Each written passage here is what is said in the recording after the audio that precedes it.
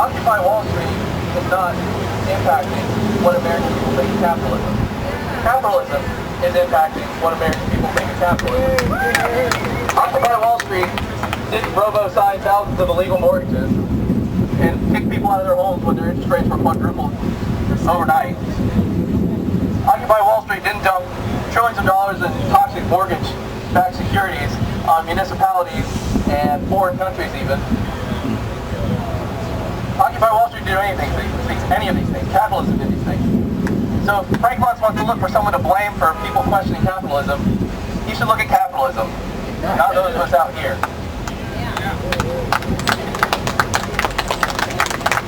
So that's what he's wrong about. The thing that he's right about, in my opinion, is I think he's right to be frightened. Because what we're seeing now, and I think what we will see over the next few years, is a resurgence of the labor movement unlike any that's been seen in almost a century. Perhaps since the New Deal.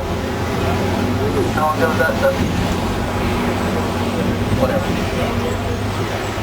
So, too long. Definitely too long.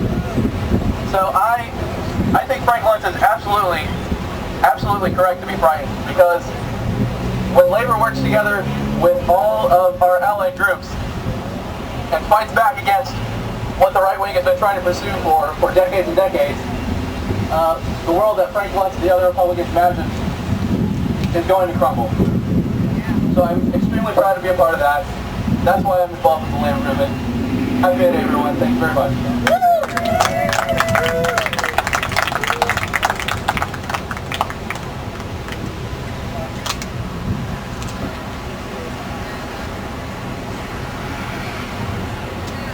Wow, I guess I should introduce myself. I'm your MC for this awesome rally on this awesome day. My name is Jane, and I'm with the International Socialist Organization Gainesville branch. Just like all y'all, we're committed to fighting for equality for groups that we recognize to be oppressed by capitalism. Up next, we have a speaker that's representing Fight Back Florida. We have Jeremiah Tattersall.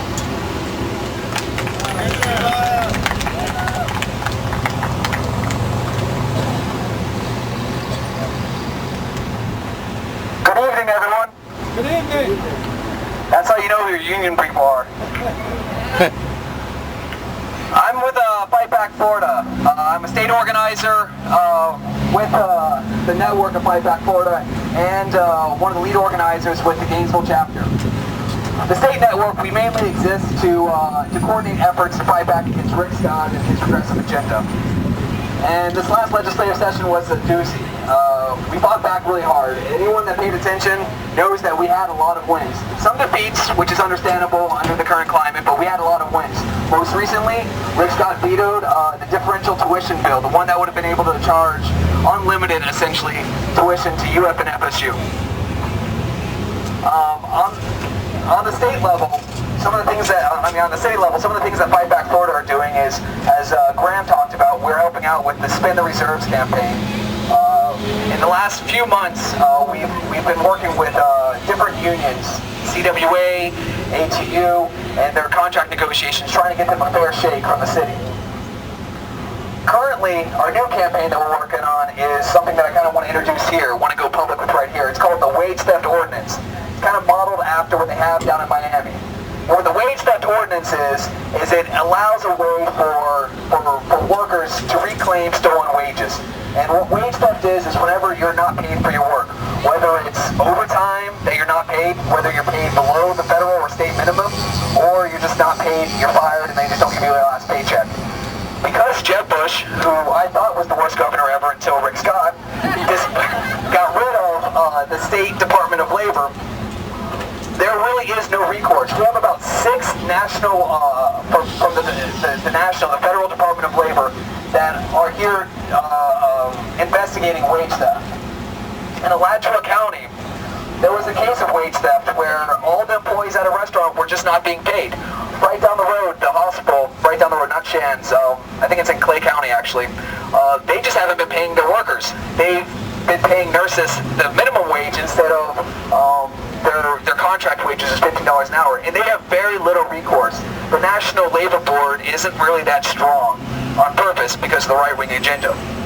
So what we're trying to do is we're trying to bring a local wage theft ordinance to Alachua County to allow recourse for these people. And the thing about the wage theft is that the people that are most affected by wage theft are also those that are least likely to fight back. These are people that are undocumented workers that are terrorized and afraid of our government, and so they're afraid to come forth.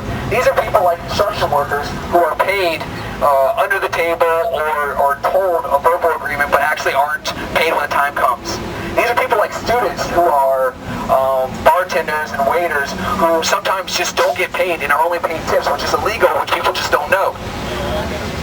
This is something that we're working on right now. We have a meeting tomorrow if anybody's interested in that. It's at the ACA Hall right down the road at 6 o'clock tomorrow if anybody's interested in getting involved with that. But what I really want to talk about is May Day in general. I see a lot of different groups here. I mean, I see Occupy Gainesville, I see IWW, I see National Women's Liberation, I see ISO, I see Fight Back Florida and SDS, the Central Labor Council, and each of these organizations have different agendas. You know, I know IWW, they're really big about abolishing the wage system because it is wage slavery, right guys? I know National Women's Liberation is all about getting women paid for their unpaid work at home. Right? Am I right? And I know we all have our agendas here, but we're all here for one purpose. One slogan, which actually I don't see. I thought I saw it earlier, but I don't see it right now. It's a slogan that we always hear on May Day. Another world is possible. Another world is possible. There's a ton of different organizations here, a ton more that aren't here, and there is a way that we can make another world possible, that we can see a brighter tomorrow, a brighter future. And it's days like today, days like May Day, that reminds me that this day is possible, that a brighter tomorrow is possible. And I can almost hear it breathing on days like this, when all these different groups with different ideological backgrounds get together for one purpose, and that is workers' rights, this is women's rights, this is reproductive rights, this is another world that is possible and that we're working to make happen. Thank you.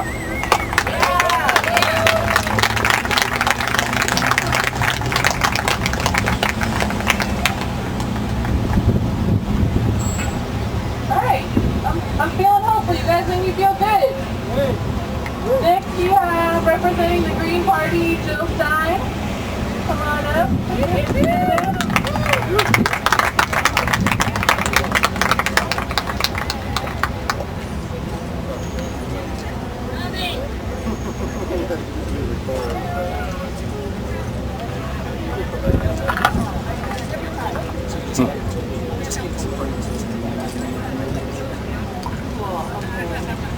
Thank you. Oh, thank you. Yeah. Really, thank you.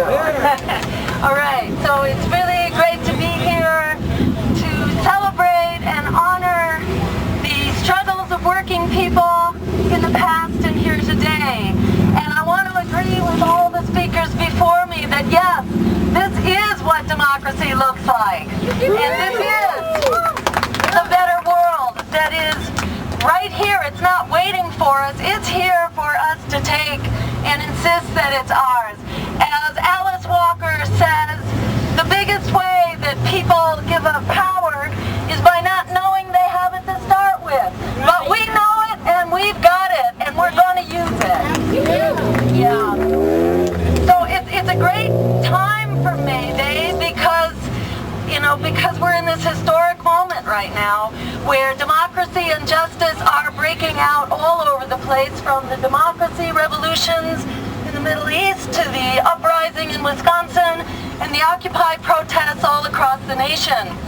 And what we are about, is workers' rights and women's rights and GBLT and students' rights and immigrants' rights. We can't have one without the other, and together we're powerful, and that's why they're afraid. Yeah. And it's so important now, this is the big wake-up moment, and it's so critical that we come together, not just on May Day, but make every day a May Day, because we're all getting left behind, and we're all basically at the breaking point. The breaking point for people, and the planet, and the economy, and our democracy. Really on all So there's every reason for us to join together here. You know, we've got a political establishment, whether you call it with a D or with an R.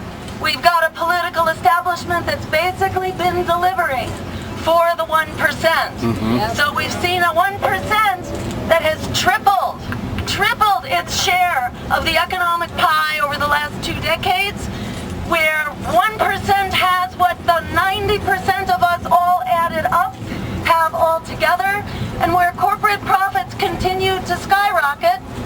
And how are they skyrocketing? At the expense of workers. GM is making record profits now. They've made their so-called recovery, and our economy is in a so-called recovery. But who's recovering? Wall Street and the CEOs, basically. And GM is a good case in point, because their profits really rely on stripping workers of their security and decent wages. So we're seeing workers coming on at GM, which is the model now. GM is being held up as the model. So workers are coming back on at about half the wages that they used to have.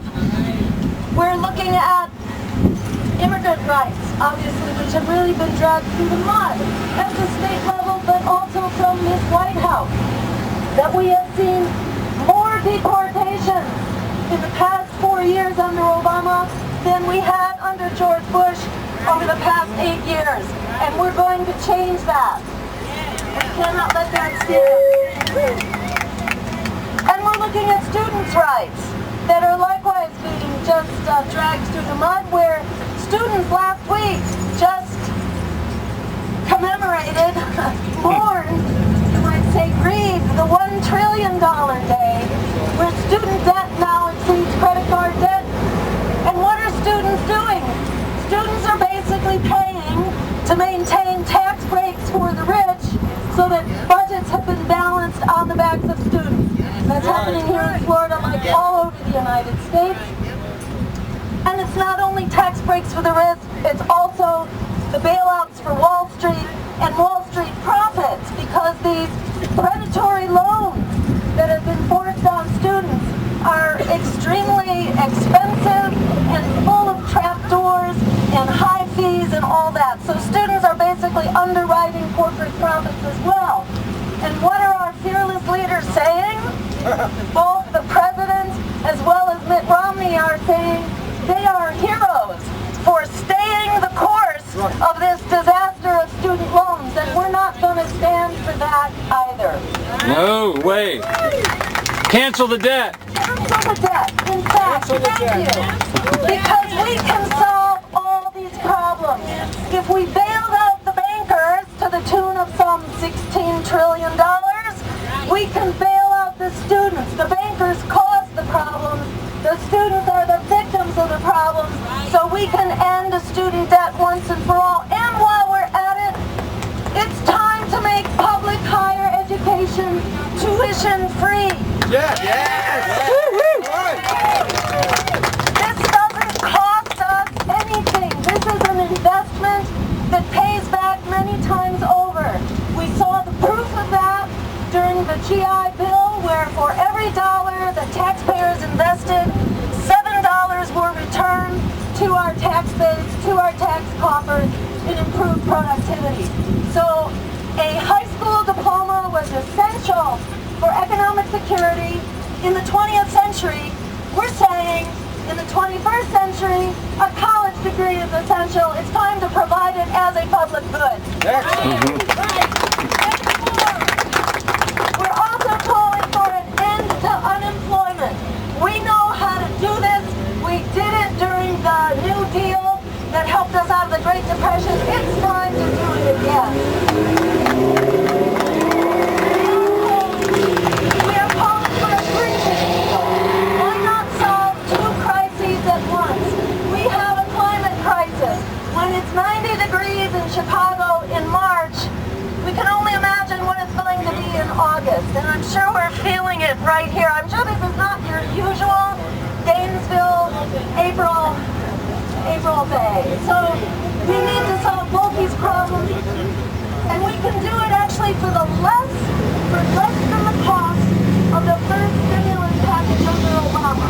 For less than that cost, we can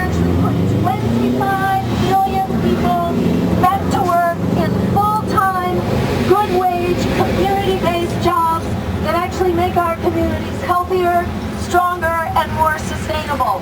And we are calling for that now. All right.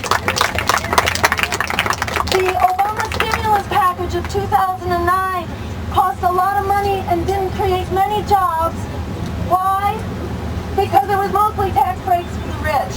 If we actually use that money to directly create jobs, public works, public services, small businesses that are community-based, which are not multinational corporations, and worker-owned cooperatives, we need to diversify this economy, make it strong, and pull back from this predatory disaster capitalism that prevails in this country and around the world.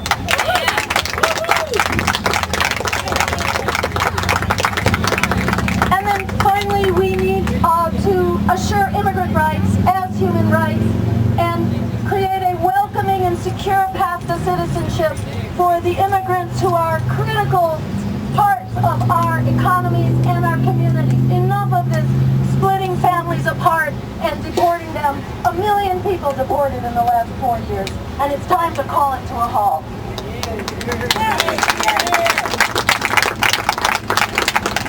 And we can pay for this all, by the way. This pays for itself simply by bringing the troops home and downsizing the military so we have a defense, not an offense department. By enacting Medicare for all as a human right, health care for all as a human right, it pays for itself. It doesn't cost us.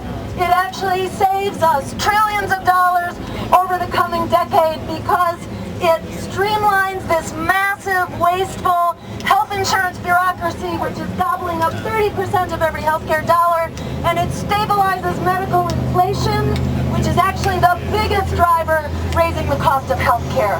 So we can pay for this all, in addition, by starting to tax the rich and insisting they pay their fair share. Capital gains needs to be taxed as income. This millionaire's tax that Washington is talking about is a nice thing, but actually the big money, the really big money, is salted away in capital gains. We need to start taxing capital gains like income, and we also need to start taxing Wall Street profits with a transaction tax. That's right. On Wall Street, and discourage this reckless speculation. So finally, I just want to underscore that what is happening today here and around the world is so powerful. This is what the future looks like. And to remember, we're out here voting with our feet today. We also have the option to vote with our vote in November. Our Green Party and my campaign is working very hard to ensure that we have the option to go into the voting booth and not have to pull the lever for another politician who is bought and paid for by Wall Street and corporate America. Yes. I know that we have heard the drumbeat of fear for the last 10 years and more, that terrible things will happen if we actually stand up and vote our values, and not just vote our values, but assert our values and drive our values and our solutions and our demands into the political mainstream and make them squirm for having to face the solutions that the public actually supports. They've been telling us terrible things will happen. So many of us have kind of bitten our lips for 10 years and been very careful about not voting our values. But what do we see after 10 years? It's important to look at the evidence. What we see after 10 years is that silence is not an effective political strategy. And the politics of fear has actually delivered all of those things that we are afraid of. The expanding wars, the Wall Street bailouts, the offshoring of our jobs, the declining wages for workers, the attack on our civil liberties and Medicare and Social Security. That's what happens when the public interest gets silenced. And we are the public interest. Without us, it is corporate spin. So I encourage you to think carefully about not just voting with your feet, but voting with your vote. As Frederick Douglass said, Power concedes nothing without a demand, never has, never will, and what we are doing is bringing that demand into the public dialogue. We cannot help but win. There are many ways to win, and one of the ways to win is by recovering our political voice and our political courage. So, in this election, this is a great time for us to recover that courage. Thank you for being here today and showing that courage many times over on the street. Thank you so much.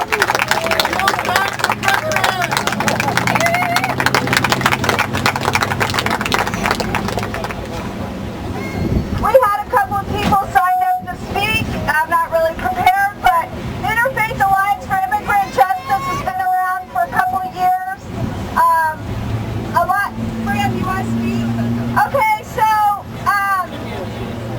a lot of people here actually were involved at the beginning. It kind of came out of Student Farm Worker Alliance. They had a great victory. We work a lot with Coalition of Immokalee Workers who do an incredible job of organizing farm workers. The penny a pound for tomatoes that I'm sure you've all heard about from Publix. So Student Farm Worker Alliance was successful in getting the campus food service to be part of that. It was a great campaign. And so what we do in the Interfaith Alliance for Immigrant Justice is, and we have a website and a blog spot. You can just go to Gainesville, IAIJ.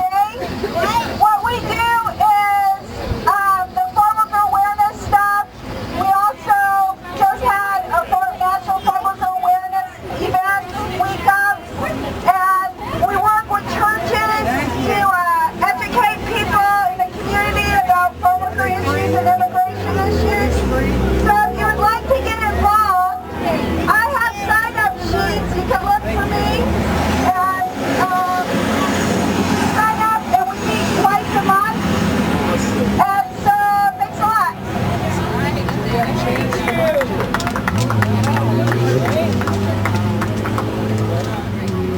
Yay, Sheila!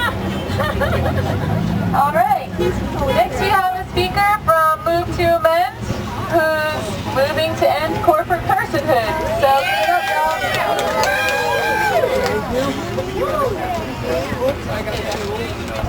Sending out Facebook there's kids K through 12 who read the poetry they've written about peace. Can you hear me?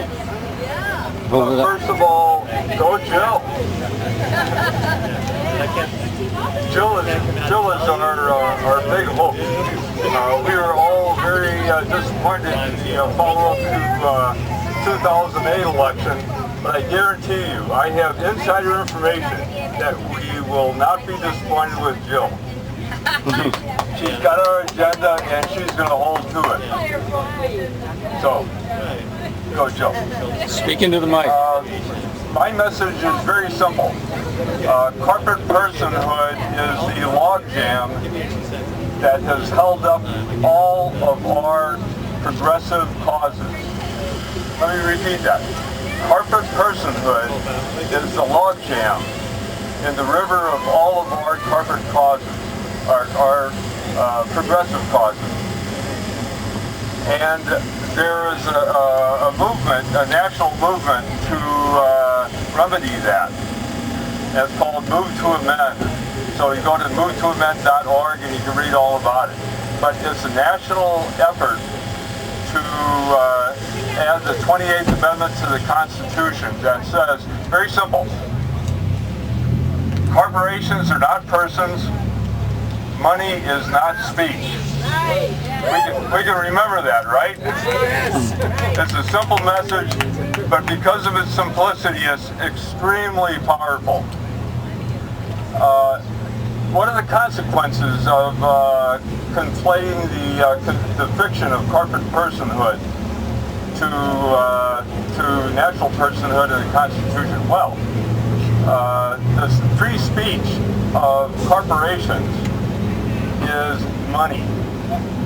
So just as we as natural persons have free speech, corporations can give unlimited money that allows them to buy the elections, purchase our politicians, and totally control our political process. We've got to stop that. And the way that we stop it is to amend the Constitution, the 28th Amendment. So, how did this happen? The corporations are just doing what comes natural to anybody. The corporations are looking after their vested interests. It's natural. And if they can get by with this, they'll do it. It's a natural thing to do. Why has it happened? We have fallen asleep. We let it happen. It was a case of the frog jumping into a pot of water, and the pot comes up to boil kind of slowly, and in so doing we've fallen asleep and we're almost moribund. We can't let that happen. There's a few of us that are awake, that understand the consequences of this and are doing something about it. In Gainesville, there's a very active group, MoveToAmend.org in Gainesville. You can do that. You can find it on the site. But let's take a look at this little bit here. Who are the enemies here? Who are we fighting in this? Are the corporations the enemy? No, they're not. The corporations are not the enemy. They're just doing what comes natural to them. They're following the law and looking after their own interests. Are the Republicans and Tea Party the enemy? No, they are not. 85% of the overall population of the U.S. is opposed to corporate personhood, is opposed to the power that corporations buy. So it's not Republicans, it's not the Tea Party, it's not the conservatives. The real enemy here is us. We have fallen asleep. The natural persons of the United States have not been paying attention, and it's our damn fault. Nobody to blame except us. But knowing that, we can do something about it. We can reassert our power and amend the Constitution. So, go to MoveToAmend.org. Gainesville has a link. Help us out. There's a small movement that is very active, but we really need to multiply our numbers tremendously. So, go forth and conquer. Power to the people! Power to the people, all right.